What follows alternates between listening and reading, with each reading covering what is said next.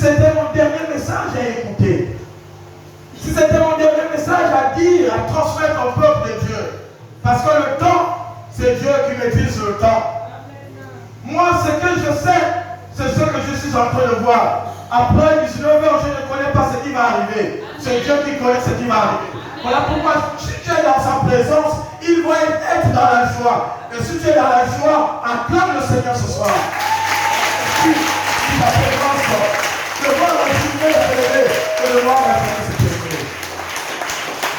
Mes frères, ce soir, destiné à la grandeur du service. Destiné à la grandeur du service. Tous. Destiné à la grandeur du service. Dis à ton frère, bouge-le. Tu es destiné à la grandeur du service. Tu es destiné à la grandeur du service. Tu es destiné à la grandeur du service. Tu es destiné à la grandeur du service. Ça s'appelle encouragez-vous les uns les autres. Dis-lui ce soir que le Seigneur t'a destiné pour les grandes choses. Le Seigneur t'a destiné pour les grandes choses. Le Seigneur, tu frappes maintenant la main sur toi-même. Le Seigneur m'a destiné pour les grandes choses. Le Seigneur m'a destiné pour les grandes choses. Mes frères et sœurs, pour bien comprendre notre thème, le texte qui a été tiré dans le livre de Genèse, chapitre 39 et 37, autant pour moi, le verset 8 au le verset 5 au verset 8, moi j'ai ajouté le verset 9. Parce que ça parle toujours de la même chose. Le verset 5 nous dit ceci. Joseph eut un songe et il le raconta à ses frères, qui lui haïrent encore davantage. Il leur dit, écoutez donc ce songe, ce que j'ai eu. J'ai été aligné des gerbes au milieu du champ. Et voici ma gerbe se leva et s'était debout. Et vos gerbes entourèrent et se prosternèrent devant elle. Ses frères lui disent, est-ce que tu régneras sur nous? Est-ce que tu nous gouverneras? Et il les haït encore davantage à cause de ce songe et à cause de ses paroles. Il y eut encore un songe et il le raconta à ses frères. Et il dit, j'ai encore un songe. Et voici le soleil, la lune et les 11 étoiles se prosternèrent devant moi. Parole du Seigneur. Amen. Amen. J'ai eu encore un songe. Mais bien aimé dans le Seigneur, Dieu en créant l'homme a mis le premier moyen de parler à l'homme. Le tout premier don que Dieu a donné à l'homme, c'est le songe. Que tu sois en Christ, que tu ne sois pas en Christ, le moyen que Dieu donne à l'homme de lui traduire, de lui transmettre ce qui ne va pas, c'est le songe, c'est le rêve. Et si dans ta vie tu n'as plus la possibilité de recevoir le songe, c'est un problème pour toi. Si dans ta vie tu rêves et tu ne le retiens pas, c'est un autre problème pour toi. Parce que le texte de ce soir nous montre que Dieu a montré à Joseph ce que Joseph devait devenir.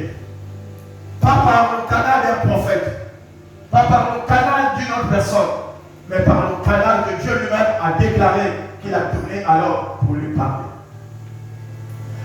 Bien-aimé en Jésus-Christ,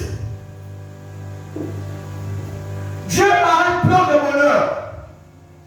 La parole de Dieu déclare qu'il a formulé sur nous le projet de paix et non de malheur. Le bonheur pour Dieu, c'est de voir tous ses enfants réussir. Le bonheur que Dieu a prévu dans l'humanité, lorsque Dieu a créé Adam et Ève, rien ne le manquait dans le jardin d'Éden. Et Dieu, dans sa grandeur, a voulu donner à l'homme l'assurance. Mais ce que nous devons comprendre, c'est que l'homme s'est détourné de la face de Dieu. Ce n'est pas Dieu qui appelle la sécheresse dans ta vie. Ce n'est pas Dieu qui appelle le faire venir le malheur dans notre vie. Et dans le chapitre 9, nous pouvons comprendre de ce même livre de Genèse que Dieu avait même regretté pourquoi il avait créé l'homme. Parce que le corps de l'homme est trop mauvais. Mais lorsque nous lisons la Bible dans Deutéronome chapitre 30, le verset 21, le verset 9, qui nous dit ceci: l'Éternel Dieu te comblera de biens en faisant prospérer le travail de tes mains. Dieu te fera combler de tes biens. En faisant quoi? Prospérer. Dis avec moi, prospérer. Prospérer. Dis avec moi, prospérer. Prospérer. Dieu a dit quoi? Dieu n'a pas dit qu'il va faire prospérer d'autres choses. Il a dit le travail de ta main. Et dans le livre des Proverbes, il nous conseille tout ce que ta main trouve à faire, fais-le. Ta bénédiction parfois n'est pas seulement sur les études. Ta distinction n'est pas souvent sur le commerce que tu peux faire. Mais ta distinction peut être dans le travail de Dieu. La paix du Christ. Amen. La paix du Christ. Amen. Parce que celui qui connaît là où la bénédiction qu'il a déposée, et si tu es au bon endroit, si tu es au bon endroit, Dieu fera en sorte que tu prospères. Il a dit, il fera prospérer le travail de tes mains, le fruit de tes entrailles. Les fruits de tes entrailles. C'est-à-dire le travail que tes mains vont faire. Non seulement ça sera prospère, mais aussi tes enfants que tu vas mettre au monde vont grandir. Vont grandir. Mais qu'est-ce que nous regardons? Aujourd'hui, les bébés meurent. Est-ce que c'est Dieu qui a voulu qu'un enfant et bébé puisse mourir? Mes frères, Dieu dit ceci: car l'Éternel prendra de nouveaux plaisirs. Et lorsqu'on parle du plaisir, on parle de la joie. On parle de la joie. Mais ce soir, ce que nous pouvons comprendre, beaucoup de gens sont là, sont à même de réaliser leur destinée. Cependant, il est possible que d'autres, hier j'ai commencé à le dire, il y a des familles, on a pris le mariage, on l'a creusé, on l'a mis dans la marmite. Et on a dit ici là, toutes les jeunes filles ne vont jamais se marier dans cette famille.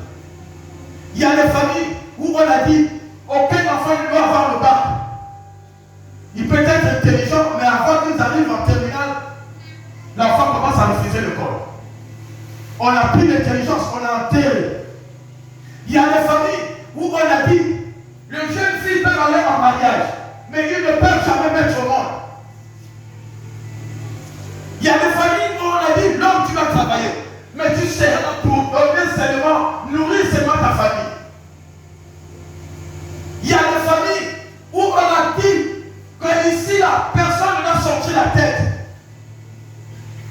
Celui qui veut sortir la tête, celui qui veut voyager. J'ai suivi dans les réseaux sociaux, on parlait de Air Makalana. Un vol qui avait existé au Congo-Brazzaville, qui avait décollé à Brazzaville et qui est parti en France. Et les Français étaient surpris de voir sur leur territoire un avion qu'ils n'ont jamais vu.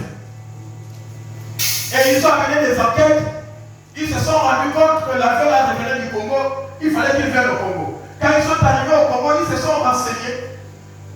Et ils se sont renseignés. Et on a dit, le vol là s'appelle Air Makalana. Mais on a demandé, est-ce qu'il y a un village? On a dit, ici, il n'y a pas de compagnie comme Air Makalana. Mais on s'est renseigné. Vous savez qu'il y a des choses qui parlent. Les gens se sont renseignés. Air Makalana, c'est un village. Donc, on va aller là-bas. Les gens sont allés jusqu'à là-bas. Ils n'ont rien trouvé pas d'aéroport. Et quand ils ont fait des études, ils ont découvert que c'était deux familles, deux personnes, l'oncle avec son neveu qui était parti en France seulement pour aller tuer un enfant qui était parti en France et qui ne s'occupait pas d'eux. Il y a un mois de cela, il y a quelqu'un qui a été arrêté par une église.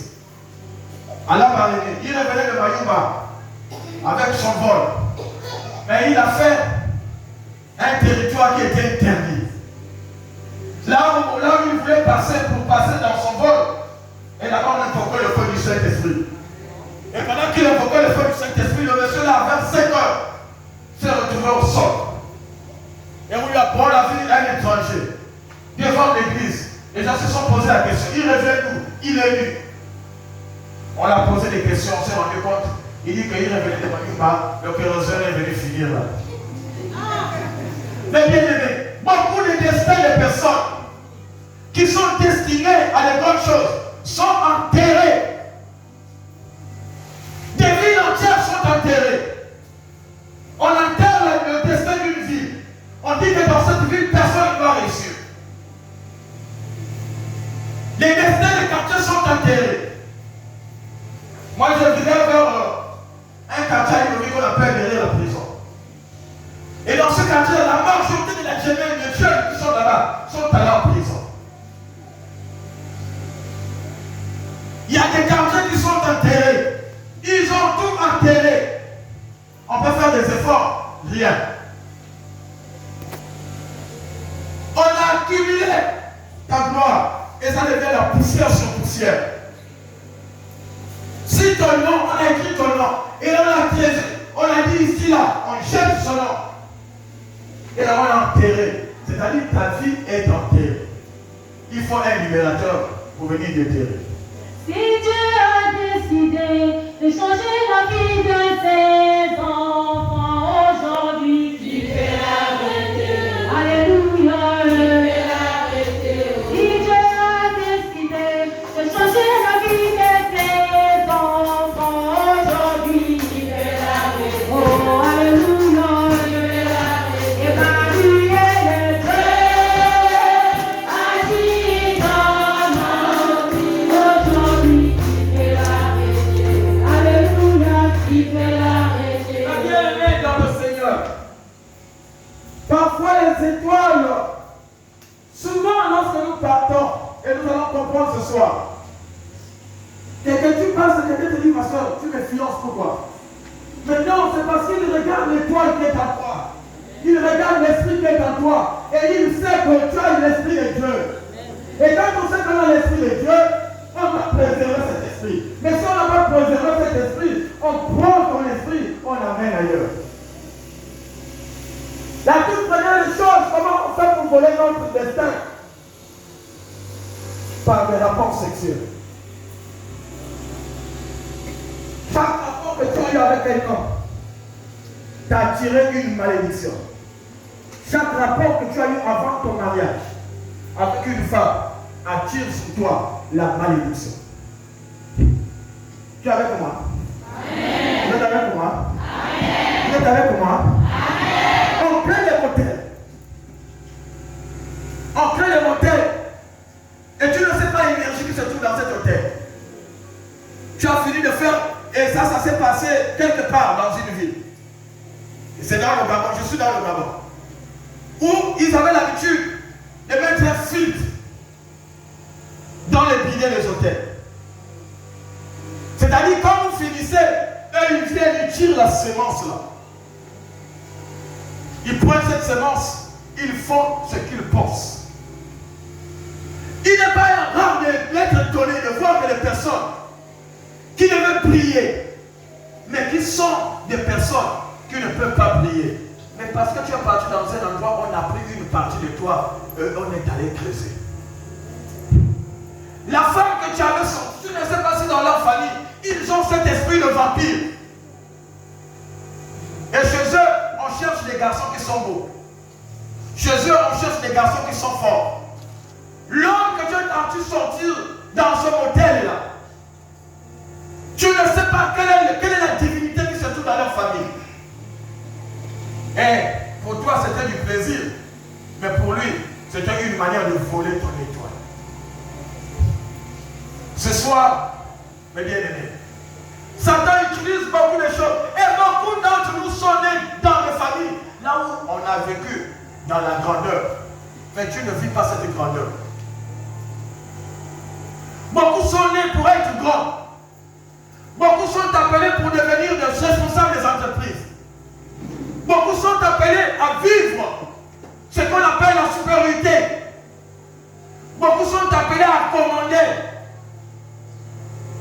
Mais il n'est pas rare de constater qu'on lève un qui puisse commander, c'est d'autres personnes qui commandent. Prenons le cas de Jacob avec son frère Esaü qui va vendre son droit d'aînesse à cause d'un petit repas. À cause d'un petit repas. Mais bien aimé. Or que dans le livre de Job, Job dit ceci. Tu jouiras du bonheur sous ta tente. Tu retrouveras tes troupeaux au complet. Tu verras ta prospérité s'accroître. Et tes rejetons se multiplient comme l'herbe de champ. Dieu t'a destiné, ma soeur, mon frère. Dieu ne t'a pas destiné pour vivre ce que tu es en train de vivre. Je vous ai dit ce soir, hier soir, que nous devons dire, je refuse ça. Dis que je refuse. De mener une vie qui ne ressemble pas à la gloire de Dieu. Je refuse une vie qui n'a pas d'impact. Qui ne peut pas influencer. Je refuse d'être la tête, d'être la queue. Je refuse d'être toujours derrière une personne. Non, mon frère, ma soeur, Dieu ne t'a pas destiné à vivre c'est-à-dire dans la bassité. Dieu nous a appelés à vivre dans la grandeur. Et si Dieu t'a appelé à vivre dans la grandeur, acclame le Seigneur.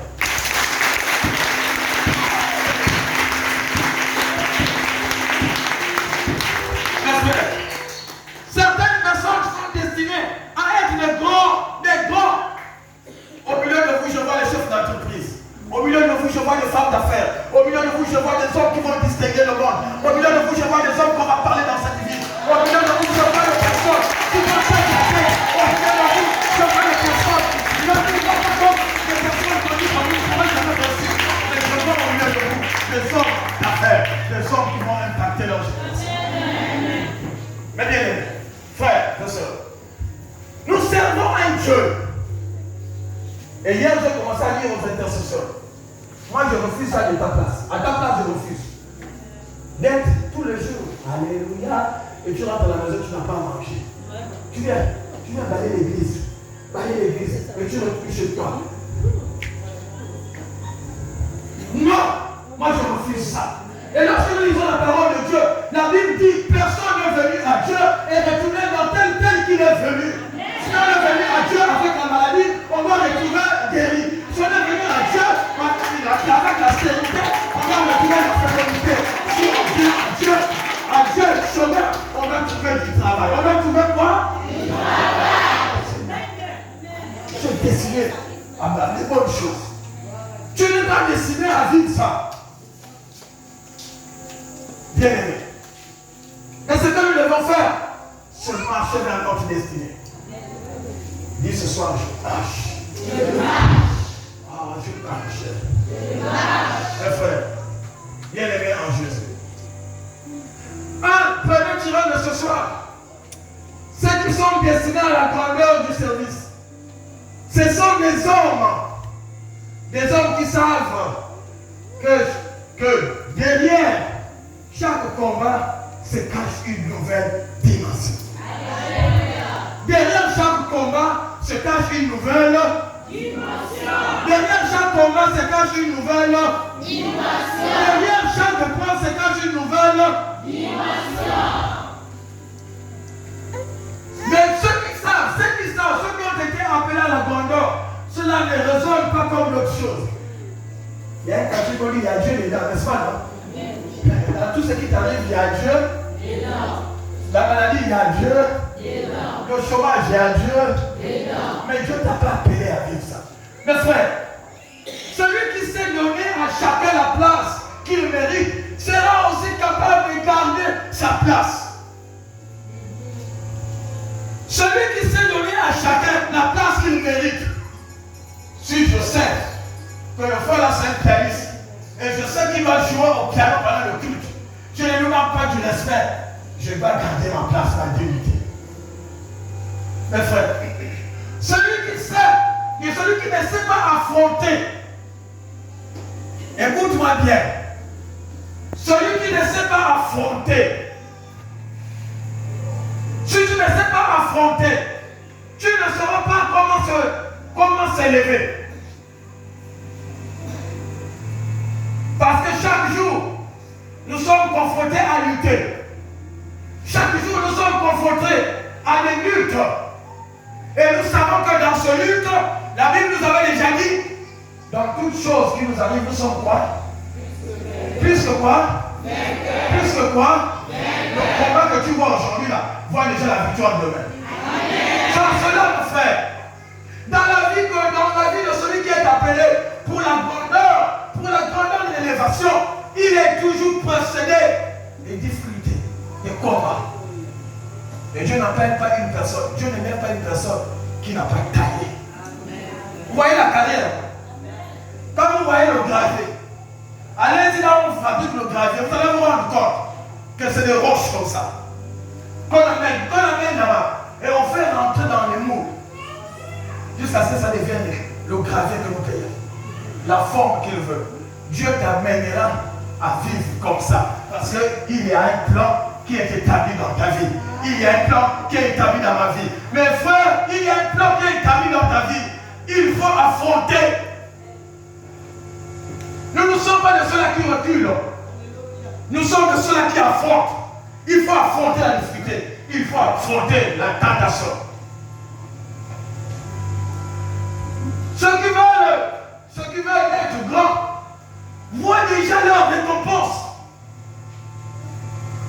Si moi je viens ici, malgré la moquerie qu'on est en train de me faire, mais je vois déjà, oh, la joie qui m'attend non seulement au ciel, mais je vois déjà la joie que Dieu a dit, qu'il ne peut pas laisser ses enfants comme ça, dans cette situation. Je vois déjà la récompense, parce que Dieu, il est le rémunérateur de ceux qui le cherchent. Il récompense toujours les efforts de tout un chacun. Et dans Hébreu, il a dit, il n'y a pas un Dieu juste qui oublie les bienfaits. N'est-ce pas, toi et moi, des relations, toi et moi, lorsque je te donne, tu me donnes.